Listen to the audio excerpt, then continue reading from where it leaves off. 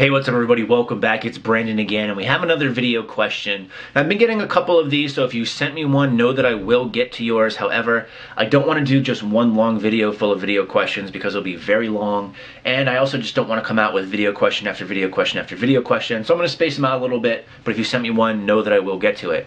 So today's video question comes from JD, so let's go ahead and let's take a look. What's up, Brandon? I got a question for you. I work swing shift.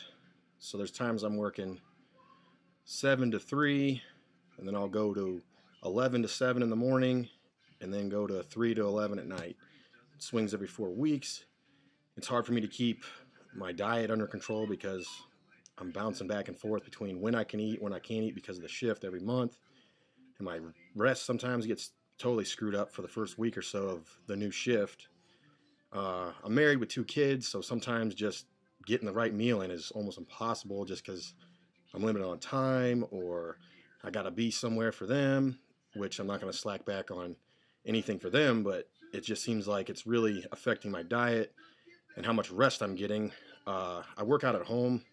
I went to a gym before. They had 24-hour access. It wasn't bad. Didn't really have a lifting partner some of those times. At home, I know I don't usually. Sometimes I do. But I got a decent amount of stuff here at the house. I actually got a pulley machine and some things I can do lat pull down and stuff, so I can stay with it as far as my lifting.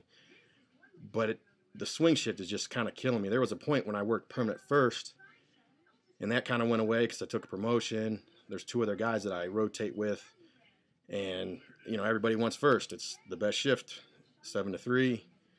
You get off at 3 o'clock in the afternoon before everybody else. You know, it's a factory, it's a printing factory, so I'm on my feet a lot. You know, there's times I walk 10 miles a day back and forth. So getting off on, like, say 3rd at 7 in the morning, I'm so spent. I've tried to hit the gym and it just don't work. I'm so gassed, it doesn't matter what pre-workout I'm taking, or if I try to balance some meal planning out, it just doesn't work. I'm about 220 right now. I'd like to be, you know, 200. Last summer I got about to a 200. In October I had knee surgery. Cardio and getting back on my knee has kind of been a little rough. I'm trying to stick to what the doctor's having me do, so I'm not pushing it too much. I got about a year to where he said the ligaments back together with my knee and things are fused or whatnot. So that's just my question. 3rd shift, swinging. 2nd shift, bouncing shifts. You know, how bad is that affecting my eating patterns, and is there anything I should try to do, or foods I should just totally avoid, or something I need to add to the mix to help cravings, or changing the time of eating, things like that. All right, man. Thanks. All right, great. Thanks, JD. Appreciate the question. I think it's a great one because I think sometimes we all kind of fall into this and have this kind of issue, meaning other things get in the way of what we want to do as far as training and nutrition goes. So what I'll say to that is, if you watch my channel at all, you know, a lot of times I try to take the time to explain certain myths and things that, you know, oftentimes we stress out about that we really don't need to. And I think a lot of this kind of comes into play with what you're saying. So, for instance, meals, eating. So if you work a schedule that doesn't really allow you to have meals all the time, or if you're in class all the time like other people are, whatever it may be, there's a lot of information out there that shows that, you know what, it doesn't really matter. So in the past, we always used to think, you know, you have to eat 4 to 6 meals per day. You have to make sure you're eating every 2 to 3 hours, or else you're not going to see the gains you want to see. And that's really not true.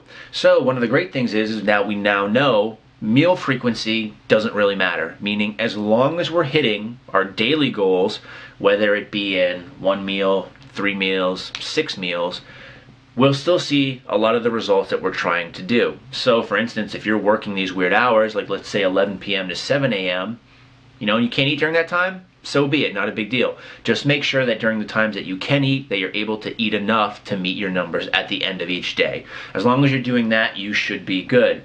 Now, I know a lot of times people like to still eat a good amount of meals, maybe 4 to 6, only because they find it's more pleasing on them as far as their appetite goes. So if that's the case, and this is something you said you've been doing for a while and you have these 4-week swings, so to say, you know, some of those times where you're working these late overnight shifts, it might be beneficial to you to go ahead and try to pre-pack some of your food.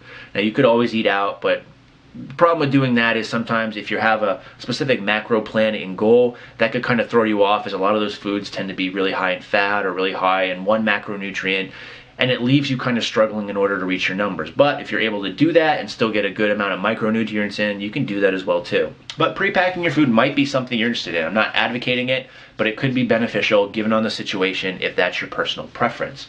Other things like this, you hear intermittent fasting. I'm not a big fan of that diet plan, just because I don't think a lot of the benefits that it touts are actually true. It doesn't really have any benefits over traditional dieting, in my opinion, based off what I've read. However, with that, one of the things that I do appreciate about it is it shows that, again, you could pretty much limit what you eat to certain meals or certain eating windows, and as long as you hit your goals that you're trying to hit, you can still see great progress. So as far as the diet question, that's how I would address that. Hopefully that helps. Now moving on to other things like your schedule and for sleeping as far as training goes. So as far as training, you're going to have to find a good balance for you. And this isn't something that I'm going to be able to give you a specific answer on, just because there are slight differences varying about the times you work out and what's more beneficial. But in the long run, those ones pretty much offset each other, in my opinion. What you need to do is find out what time works best for you. So for instance, take myself. I train typically at like 5:30 in the morning. Now, it's not hard for me to get up at that time. However, given the option of sleeping in or training then, I would probably sleep in a little bit more. But the reason I train then is because of my schedule. So I typically work an 8 to 5 day. After that, I have other engagements and activities I like to do with my friends, my family, my girlfriend.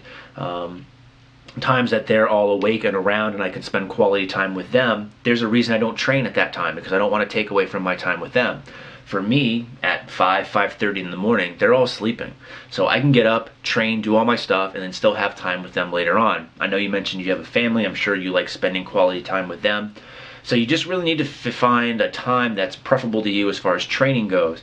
Now, that might not be right after work. You just said you're dead ass tired. So maybe before work you could go. Or maybe, for instance, you come home from work and you take a nap or you sleep, depending on the shift schedule that you're on, or maybe you just relax for an hour or two. You have to find a time that's preferable to you and your body that'll actually allow you to go in and train hard. Now again, because you're on these shifts and it's consistent every 4 weeks, you know what to expect, so to say, you should be able to get some kind of routine based around those shifts switching around. You have the benefit of also having a gym at your house, as you mentioned, so it should be easy to get in a workout when you have time, when you feel energized. I don't know what your lunch schedule is like, but some people can go home and train really quick. You might also want to look into routines that are maybe less frequent, maybe have higher volume, maybe are more of upper lowers, push pulls, even full body splits, depending on what you're looking to do and how much time you have available to you. But there's a lot of options out there for you. Again, it's all about finding which one works best for you.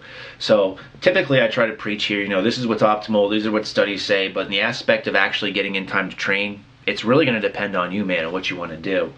As far as sleep goes and getting on schedule, that's a tough one. Again, one of the things to take a look at here is making gains and making progress is the culmination of a lot of different things and a lot of different factors going on. So on the bright side, just because one or two really aren't necessarily on point, it doesn't mean it's going to overly affect what you're trying to do.